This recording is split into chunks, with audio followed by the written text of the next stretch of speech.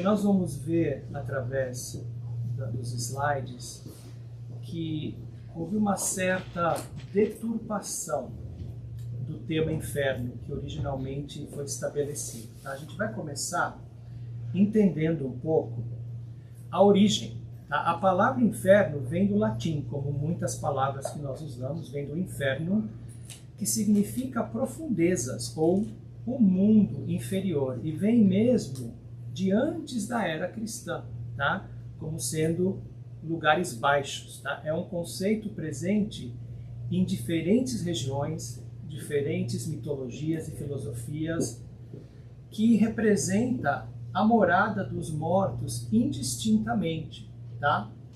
Não tem nada a ver com um lugar de condenação e grande sofrimento das pessoas. Tá? Alguns depois atribuíram esse valor, esse conceito à palavra. Tá? E a gente vê que já naquela época as ilustrações do inferno, como nessa ilustração medieval de 1180, não era um lugar agradável. Está sempre associado com chamas e coisa. Isso já era a visão daqueles que começaram a atribuir, né, essa percepção negativa da palavra inferno. Agora, o significado atualmente da palavra inferno se estabeleceu realmente através da obra da Divina Comédia do Dante Alighieri. Ele foi o primeiro, e a gente vai ver também a obra Paraíso Perdido de Milton, tá? Essa ideia de um local de tormento infinito veio com eles, mas o conceito de que tinha que existir alguma coisa de bom para os bons e de ruim para os ruins vem de antes deles também. Essa dualidade que o homem sempre sentiu, de que as pessoas que são boas merecem certas coisas e as pessoas que são ruins merecem outras, existiu sempre no íntimo da pessoa. Então a gente vai dar uma olhada em alguns termos e traduções nas Bíblias judaica e cristã, que é a origem de tudo isso. A gente vai ver como no transcorrer do tempo e das traduções dessas Bíblias foi se tendo mudança no significado da palavra. Então, no hebraico a palavra principal que se refere ao mundo dos mortos é o Sheol. Eles usam essa palavra, sempre usaram, a origem do termo é incerta. Muitos pesquisadores procuraram encontrar a raiz, mas não tem nada muito, assim, um fundamento muito certo com isso, tá? Então, a Bíblia hebraica fala 65 vezes nessa palavra Sheol, que é o mundo dos mortos, tá? Retratado como um profundo e escuro abismo e sepultura. Tá? De acordo com os antigos israelitas, era o lugar que as pessoas iam depois de morrer, ponto. Não era associado a uma coisa negativa ou positiva. Tá? Então, o Sheol foi usado também em muitos termos poéticos, com exceção de 8 passagens no Antigo Testamento, e a sepultura ou morada de todos os mortos indistintamente. Em várias ocorrências da palavra, não é um local desejável de se ir, exceto quando preferível a um grande sofrimento na terra dos vivos. Então, eles já consideravam que existia a possibilidade de que o sofrimento daqui fosse pior do que o do Sheol. Então, não é o inferno nosso de hoje, né? Mas está completamente ausente esse ensino de que era um local de fogo e tormento dos maus, tá? Que vem a ser o entendimento de hoje em dia. Quando a gente olha para a Grécia, para os gregos, eles chamavam de Hades.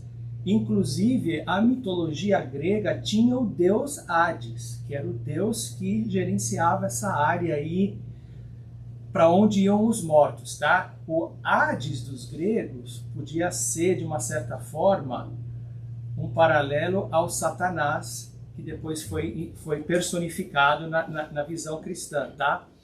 Mas quando os judeus fizeram a tradução da Bíblia hebraica para o grego helenístico, que se chama Septuaginta, não conhecia esse nome, também aprendi durante o estudo que eu fiz, eles usaram 61 vezes o termo grego Hades, que era comum na mitologia deles, para se referir também ao reino dos mortos, tá?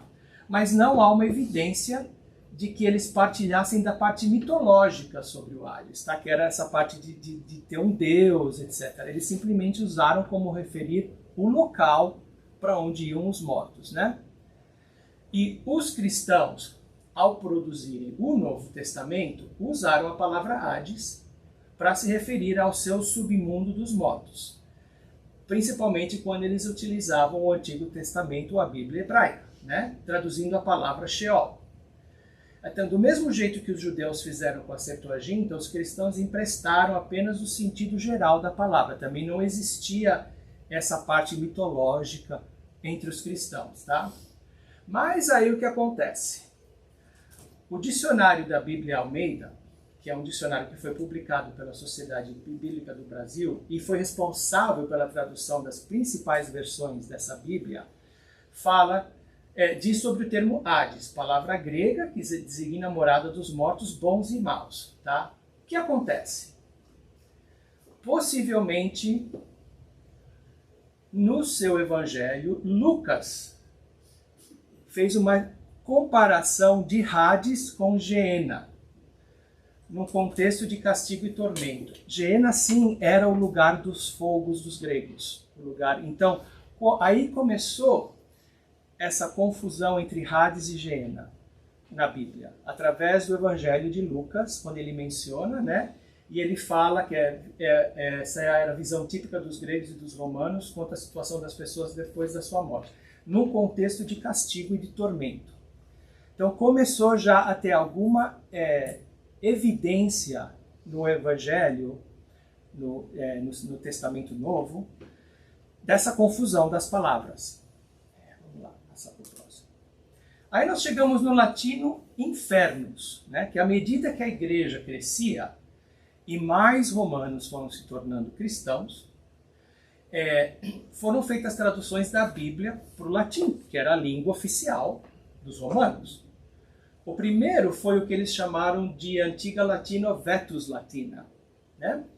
E por fim o monge São Jerônimo fez uma tradução nova completamente da Bíblia, do Antigo e do Novo Testamento, que chamavam de Vulgata Latina. Vulgata quer dizer comum, latim de todas as pessoas, né?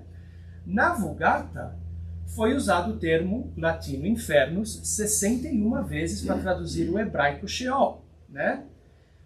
E os gregos Hades e Geena sem distinção. Aí começou de novo a confusão, né? O que fatalmente tem causado vários dos maus entendidos que a gente tem até hoje, né?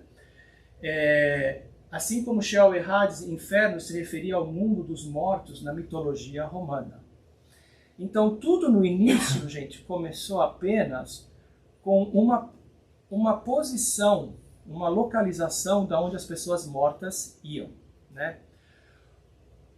Depois a gente vai ver que pela crença na singularidade de vida e nessa dualidade do bom e do mal, foi feita uma associação imediata de que os bons têm que ir para o céu, que é onde eles diziam estar Deus e as coisas boas, os anjos, e os ruins tinham que ir para o inferno, né? Porque nessa ausência do conhecimento de pluralidade de vidas, o destino daquela alma estava feito, estava selado. Morreu, vai para um lugar ou vai para o outro, né? Então vamos ver um pouquinho a evolução desse conceito de inferno na própria teologia cristã, tá? Alguns teólogos falam que o inferno não poderia ser um lugar desagradável, já que um personagem bíblico que estava em sofrimento no mundo real desejou esconder-se no inferno para aliviar sua dor. Depois a gente vai ver também o conceito de purgatório, que também tem relação com isso, né? Por outro lado, o próprio Jesus fez uma narrativa de uma situação de um homem rico que encontrava no inferno, no Hades, e que impedia para Abraão que mandasse algum conhecido que não estivesse... Implorava Abraão. Para que ele molhasse um dedo na água para ir lá e refrescar o sofrimento que ele tinha, né? Então a gente vê que existia inconsistências aí. Por um lado, os teólogos diziam não podia ser o lugar que eles estavam dizendo, porque tinham pessoas que faziam referência a um sofrimento pior na terra, porque iam no inferno para se esconder. Por outro lado, tem essa passagem de Lucas que fala desse pedido, né, de súplica dessa pessoa de auxílio, né? Então aqui a gente vê de novo essa confusão com o Geena, que é traduzida por um lago de fogo, uma forma simbólica para essa descrição eterna. E alguns intérpretes da Bíblia concluem que todos que morrem vão para o inferno, lugar onde o próprio Jesus foi na sepultura, na sua câmara mortuária, e a Bíblia menciona, ele não foi esquecido no Hades e no inferno, mas foi ressuscitado ao terceiro dia, conforme relatam os evangelhos. Então não podia ser um lugar eterno também. Se Jesus pôde voltar, hoje nós sabemos que a ressurreição é a reencarnação, né? Então, se tem forma de voltar, não é um destino final. Aí, continuando aqui, mais um teólogo, que eu até pus aqui a menção dele, faz uma observação muito importante sobre a mudança do uso da palavra, né? Ele afirma que a palavra Hades gradualmente mudou seu significado. A afirmação que Cristo desceu até Hades só podia surgir numa época em que essa palavra ainda tinha o sentido de mundo depois da morte. Em geral, e ainda não tinha adquirido o nosso sentido de inferno de hoje em dia. Pois a ideia de que Cristo ia descer num lugar de tormento, em nenhum lugar é encontrada em nenhuma escritura. Então a gente vê aí que realmente teve essa mudança. Então essa mudança de significado que ele fala aqui da palavra Hades, e que foi preparada aqui ali no Antigo e Novo Testamento, continuou na literatura eclesiástica, depois, a cada vez mais levou à identificação de Hades como Geena, inferno, lugar de tormento. Aí a gente vê a consolidação disso com o inferno na obra de Dante, da Divina Comédia. Tá? Dante foi a primeira pessoa que falou que existiam 9 níveis, 9 círculos ou níveis reservados para o pecador. E cada nível, consequentemente, ia ficando mais penoso. E o 9º nível é onde morava o próprio diabo. Então, quando ele apresentou isso naquela época, se tornou uma coisa muito contundente, né? E eles chamavam isso o mapa do inferno, que foi o Botticelli, tremendo pintor italiano super conhecido, que fez isso, né? Para representar isso. E é uma coisa assim que muda, é uma coisa meio de sincretismo. Ele juntou de várias coisas de diferentes religiões e chegou e pôs essa obra aí onde ele e Virgílio estão visitando o inferno, estão conhecendo as coisas que acontecem no inferno, né? E naquela época, 1485, ainda a evolução, digamos assim, moral, intelectual das pessoas era bastante limitada. Então, uma pessoa de tanta envergadura como ele lança uma obra como essa, isso pôs o selo ali de que o inferno é uma coisa realmente que existe, é um lugar físico. Se você não for uma boa pessoa, você vai para lá. Aí vamos ver como evoluiu no cristianismo mesmo, né? Então, dentro do próprio cristianismo tem diferentes concepções, gente, com relação ao inferno. Essa ideia de condenação total não é um consenso de todos os grupos cristãos, tá? Nem todos eles acreditam da mesma forma. E isso, por exemplo, isso é mais típico das igrejas que são históricas conservadoras, as não liberais. Elas se aprendem mais nisso, né? Nos primeiros séculos do cristianismo, tinha aqueles que defendiam que a permanência da alma no Hades e no inferno era temporária, uma vez que inferno significava sepultura ou mundo dos mortos, de onde, segundo os evangelhos, a pessoa pode sair quando da ressurreição. Então, novamente, eles tinham essa crença de que era, vamos dizer, o cemitério do outro lado deles. Não tem outra forma de explicar. E você saía de lá. Mas, nesse caso, a ideia, de novo, de inferno estava associado a Hades, que era a verdadeira tradução disso, né?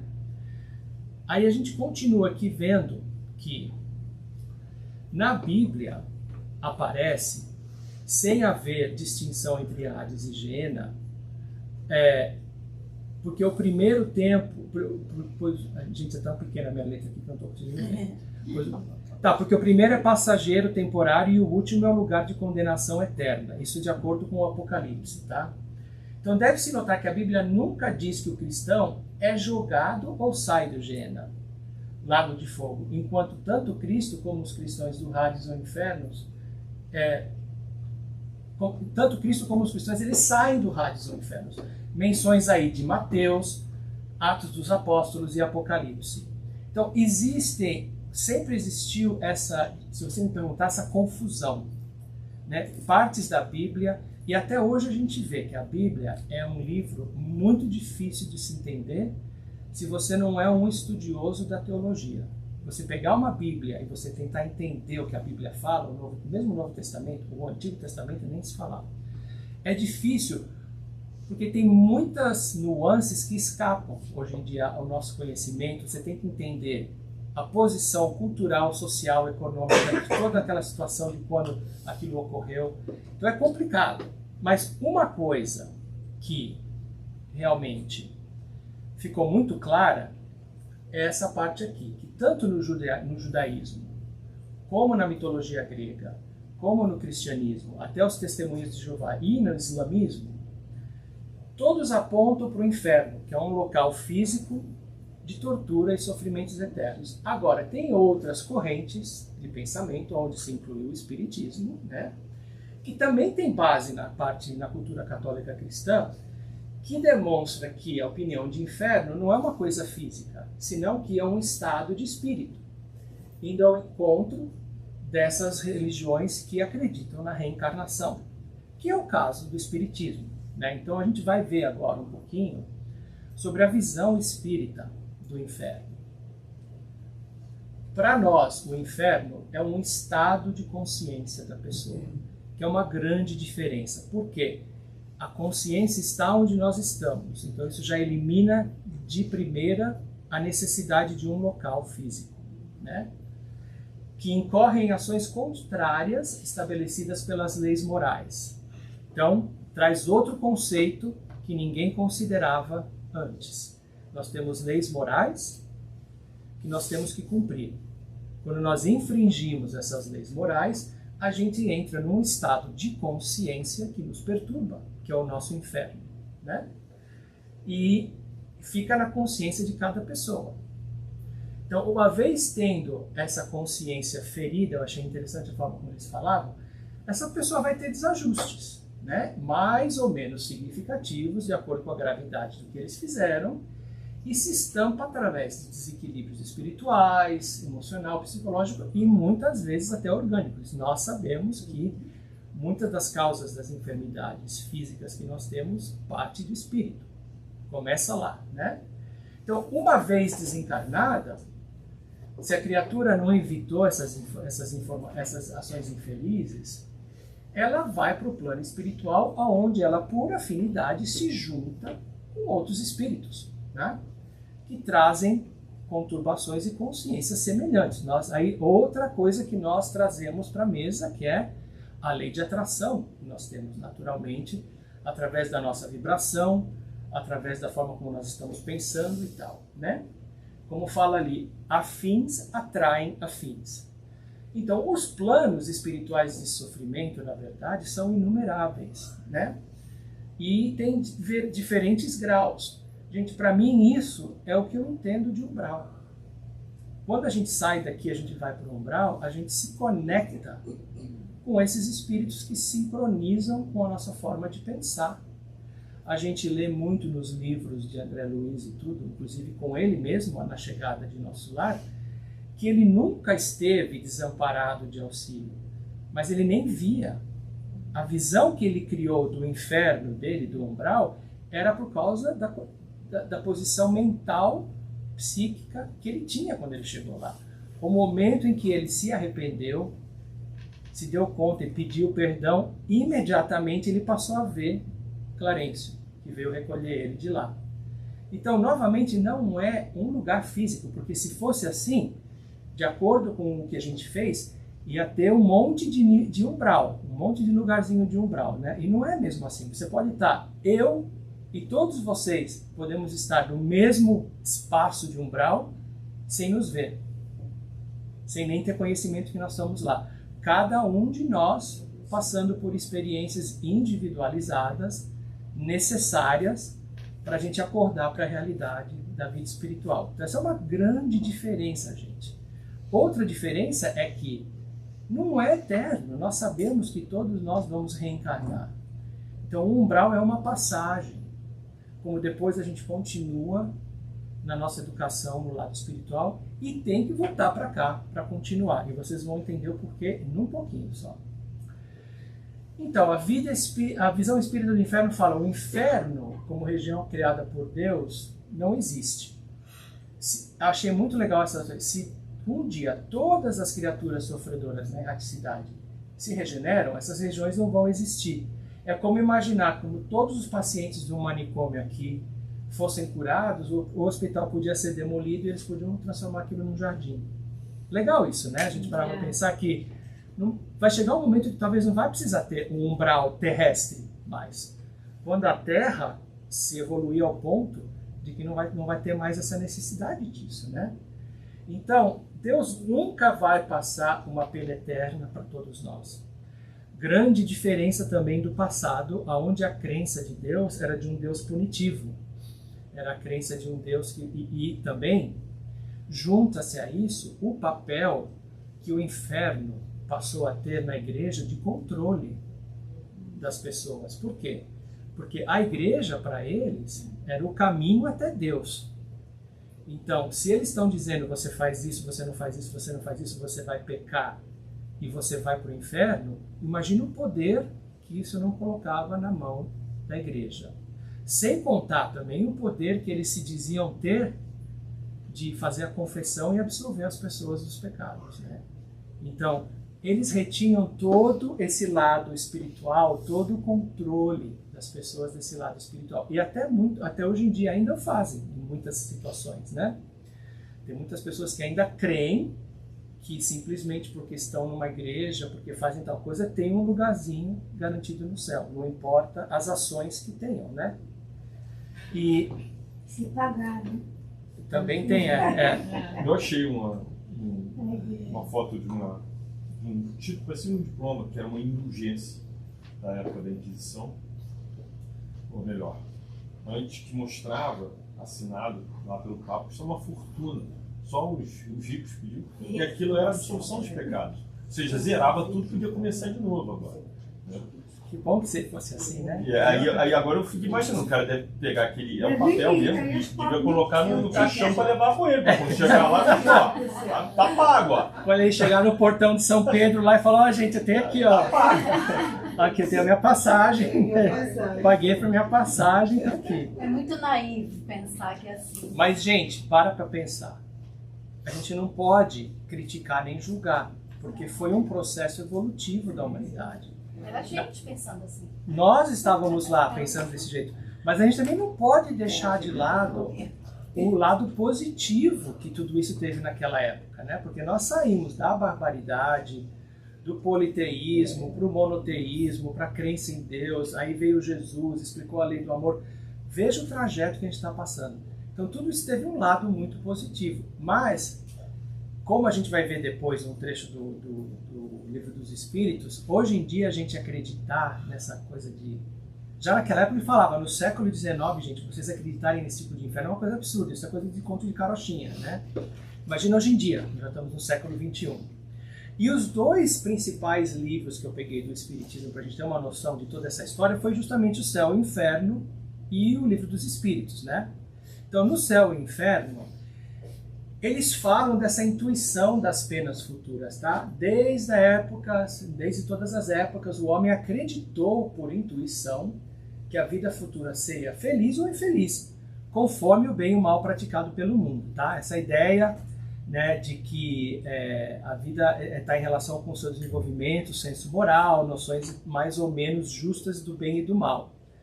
As penas e as recompensas eram o reflexo dos instintos predominantes. Então isso sempre existiu dentro do ser humano, né? Aí ele explica como o inferno cristão começou como uma imitação do inferno pagão. O inferno pagão falava de um monte de coisa, da roda de não sei o quê. Acho que até cheguei a fazer uma outra palestra há um tempo atrás que falava do céu e do inferno, e eu usei esses exemplos da roda, esqueci os outros exemplos, né? A diferença é que o cristianismo fez a versão 2.0 daquele inferno pagão e piorou ainda. Na época do pagão, eles não falavam assim que as pessoas, eles nunca diziam que as pessoas que estavam no Olimpo ou nas zonas boas estavam lá olhando para o inferno e falando: oi, aí, como é que tá a coisa aí? Estão se ferrando bem, entendeu? E o que eles falam aqui é justamente disso, que o inferno cristão, né, os anjos abriam as tampas das caldeiras para ver o povo se regindo, que Deus tinha gosto em ver o sofrimento dessas pessoas e tal. Então é uma coisa muito mais pesada, né? A diferença também é que os pagãos eles falavam de suplícios individuais, né? No contrário, o cristão tem para todo mundo sem distinção. Se você não for bonzinho, você vai para essa caldeira, aí você vai queimar pro resto da vida, né? Haja corpo para queimar o resto da vida. Pois é. E aí até falava, e Deus, sem piedade, ouve-lhes os gemidos para toda a eternidade. Gente, que tipo de Deus é esse? Isso não é Deus, né? Então, como os pagãos, também nós temos o nosso rei do inferno, que é o Satã, o diabo, como a gente quiser chamar, né? Mas o Satã recruta, que no inferno pagão não tinha isso. De acordo com o inferno cristão, o Satã está lá recrutando vítimas, entendeu? Para depois ficar lá cutucando com aquele garfão, entendeu? Revirando no fogo. Imagina a gente naquela época, a mente simples das pessoas, escutar isso. Eu estaria morrendo de medo. Eu ia me submeter a qualquer coisa que me falassem que eu tinha que fazer para não passar por isso, né? Comprar uns 3 certificados para garantir. Não vai pra lá. Mas posso só adicionar uma coisa, que é uma coisa interessante que descreve no livro do André Luiz, do Nosso Lar, quando ele está recolhendo o pessoal que veio do umbral, os espíritos que estavam lá no sofrimento. A descrição dessa senhora, que era muito religiosa, muito católica, foi interessante, porque ela falou assim: graças a Deus, anjos do bem, vocês me livraram dos demônios.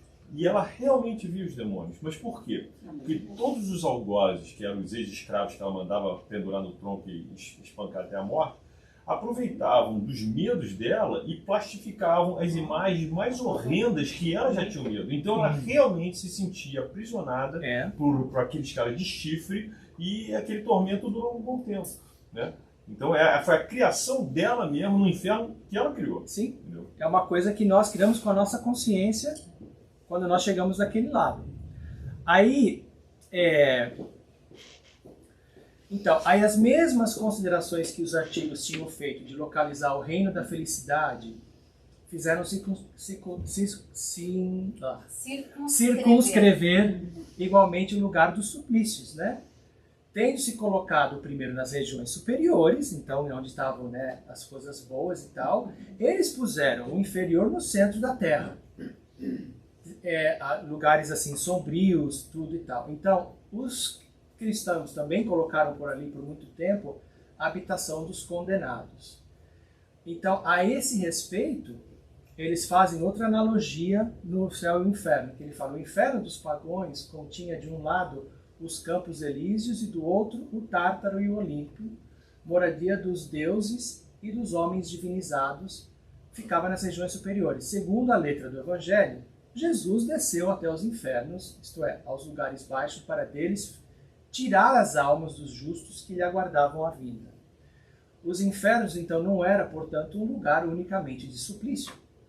Estavam ali, tal como para os pagões, os lugares baixos. A morada dos anjos, assim como o Olimpo, eram os lugares elevados. Colocaram-se para além do céu. E isso colocaram além do céu porque naquela época a ideia de céu deles depois é uma coisa limitada. Então, como eles não tinham conhecimento ainda do universo infinito, eles falaram que a moradia dos deuses ficava além do céu. Era como eles entendiam, né? Aí, tinha outras coisas também que era importante a gente conhecer. Purgatório e limbos, né? Entre o céu e o inferno, tinha o que eles chamavam de purgatório, que era só uma posição assim meio que passageira, que as almas passavam, sem transição à mansão dos justos. Então o purgatório era para aqueles que iam para o céu. Passavam por lá um tempinho e ficavam. Agora, então aquele como fala, outra não pode ser a hipótese, né? Então se eles tinham realmente essa sorte definitiva depois da morte, se não há mais do que duas habitações, a dos eleitos e a dos condenados, não se pode admitir muitos graus em cada uma sem admitir a possibilidade de os franquear, de certa forma, o progresso. Então, ou eles davam o progresso, ou eles admitiam o progresso, e aí não há, então, uma sorte definitiva, e se tem uma sorte definitiva, eles não podiam admitir o progresso. Então, Jesus resolve isso quando ele fala muitas moradas na casa do meu Pai. Então, com isso, ele esclarece que realmente existem muitos lugares para esses diferentes níveis de condenados que eles estavam dizendo, né? Agora, tem também o lance do limbo, que eu achei até uma coisa mais absurda, que para a igreja, o limbo era, por exemplo, uma criança que morre muito jovem, não teve tempo de fazer mal, mas também não teve tempo de fazer bem. Então não vai para o inferno, mas também não tem direito de gozar da felicidade suprema. Gente, coisa horrível. Você morre, você fica nesse limbo, então, e também isso aplicava também para os selvagens que não tinham sido batizados, se eles morressem, né? Então, como pode ser isso, gente? Uma criança morre, fica no limbo, nunca vai para nenhum lugar, não tem uma resolução, né? A gente nota como era muito falha a noção de justiça divina daquela época, né? Eles não conseguiam raciocinar como a gente raciona hoje. Se Deus é todo justo, isso parece justo para você? Não. Se não é justo, então não pode vir de Deus. Não pode ser uma das leis de Deus, né? Aí no livro dos Espíritos, é interessante também o que eles falam, porque esse é todo um capítulo das penas e dos gozos futuros, né? Então, isso é um pedaço de Paulo, do apóstolo. Eu vou ler. Destruís mesmo a ideia do inferno, tornando-o ridículo e inadmissível às vossas crenças, como é aos vossos corações o horrendo espetáculo das execuções, das fogueiras e das torturas da Idade Média. Pois que, quando banida se acha para sempre das legislações humanas a era das cegas represálias, é que esperais mantê-la no ideal? Ou seja, se já na vida que a gente eliminou isso, você vai manter isso no teu ideal da parte espiritual e tudo? A ideia do inferno, com as suas fornalhas ardentes, com as suas caldeiras a ferver, pode ser tolerada, isso é perdoável num século de ferro, porém no século XIX não passa de vão fantasma próprio, quando muito para amedrontar criancinhas, e em que estas, crescendo um pouco, logo deixam de crer. Então ele já desmistificou logo aí. Aí ele termina e fala, o que é o castigo? É a consequência natural, derivada desse falso movimento, uma certa soma de dores necessárias a desgastá-lo da sua deformidade, pela experimentação do sofrimento. O castigo é o aguilhão que estimula a alma, pela amargura, a se dobrar sobre si mesma e a buscar o porto de salvação. O castigo só tem por fim a reabilitação, a redenção. Quer-lo eterno, por uma falta não eterna, é negar-lhe toda a razão de ser. Então, Paulo já falou isso. Agora, vamos ver o que os espíritos falaram, né? Na pergunta 1012, eles perguntam para os espíritos, haverá no universo lugares circunscritos para as penas e gozos dos espíritos segundo os seus merecimentos? Eu adoro quando os espíritos ficam meio sem paciência e falam, a gente já respondeu isso para você, viu? Você não estava prestando atenção, mas a gente já falou isso antes. Né? Então vamos lá, vamos ouvir de novo, né? Para ver se Já respondemos esta pergunta. As penas e os gozos são inerentes ao grau de perfeição dos espíritos. Gente, tá aí, tá tudo explicado aí. Cada um tira de si mesmo o princípio de sua felicidade e de sua desgraça. E como eles estão por toda parte, ou seja, os espíritos estão por toda parte de diferentes níveis, nenhum lugar circunscrito ou fechado existe destinado para isso, né? Quanto aos encarnados, esses são mais ou menos felizes ou desgraçados, conforme é mais ou menos adiantado o mundo em que habitam. Também a gente já sabe isso como espírita, né? Aí ele fala então, de acordo então com o que vocês estão dizendo, o inferno e o paraíso não existe, tal como os homens imaginam, são apenas alegorias, né? A localização absoluta dessa região de penas e dessas recompensas só existe na imaginação do homem. Tá? Provém da nossa tendência ainda de ter que materializar tudo que a gente imagina. A gente não consegue ter certas concepções ainda, né? Aí fala na 1014. Como se explica então que espíritos que têm uma superioridade na linguagem que usam e tal, respondem a pessoas muito sérias a respeito do inferno e do purgatório de conformidade com os ideais correntes, ou seja, na fala e no entendimento daquelas pessoas, né? Aí ele fala que é muito fácil, é que eles falam uma linguagem que pode ser compreendida pelas pessoas que fizeram a pergunta para ele, né? Então, quando essas pessoas ainda se mostram acreditando em certos ideais e tal coisa, eles vão falar de tal forma de que, para não chocá-las de uma forma muito brusca com as informações e não querer ferir a convicção deles. Seria dar um exemplo aqui. Se um espírito dissesse ao muçulmano, sem precauções oratórias, que Maomé não foi o profeta, ele ia ser muito mal acolhido. Provavelmente não ia nem acreditar no que esse espírito falou, né? Então ele fala, como porém se explica que interrogados, né, acerca da situação que se achavam, alguns espíritos falam que sofriam as torturas do inferno e do purgatório. Isso é um reflexo ainda da inferioridade desses próprios espíritos, porque a gente sabe que quando a gente passa por outro lado, a gente não deixa de ter todas as sensações que a gente tinha aqui. E de acordo com o inferno que eles criaram para eles, foi a própria exemplo que o Márcio deu dessa senhora, eles podem realmente estar sentindo isso. E eles usam essa palavra como para explicar que eles estão tendo uma provação extremamente dolorosa, com incerteza, né? Entendeu? Então não é dizer que literalmente eles estão sofrendo no inferno ou no purgatório. Eles estão expressando com a linguagem que eles conheciam quando encarnados o que eles estão sentindo no momento como desencarnados. Então aí que eu achei legal o purgatório, né? Porque todo mundo achava que para os cristãos o purgatório é aquele espacinho lá que você fica meio que descansando, esperando o teu juízo final, né? Para nós, o purgatório é aqui, gente. Os espíritas acreditam que a Terra é o purgatório, né? Que é o tempo da expiação. Então é onde nós estamos expiando nossas faltas. O que o homem chama purgatório também é uma alegoria, né? Não tem lugar determinado, porque os espíritos imperfeitos se acham em expiação, eles estão em vários lugares diferentes, não? Até que eles vão subindo de categoria, né? Então, operando-se essa purificação por meio das diversas encarnações, o purgatório consiste nas provas da vida corporal. Então, quando a gente fala que o inferno nosso já é aqui, é por causa disso, gente. É porque a gente não está aqui de férias. A gente está aqui para aprender e essas lições, às vezes, são bem difíceis, né? Então, o que eu queria dar como um resuminho para vocês é o seguinte: as religiões cristãs que têm uma crença numa única vida contra as que acreditam em muitas vidas. Tá, o destino é predeterminado em uma, sem condições de alteração. Felicidade eterna ou sofrimento eterno. Céu e inferno. Para nós, felicidade e sofrimento são condições da evolução espiritual e individual de cada espírito.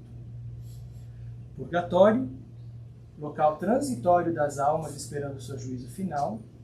Purgatório, para nós, as encarnações terrestres onde os espíritos evoluem.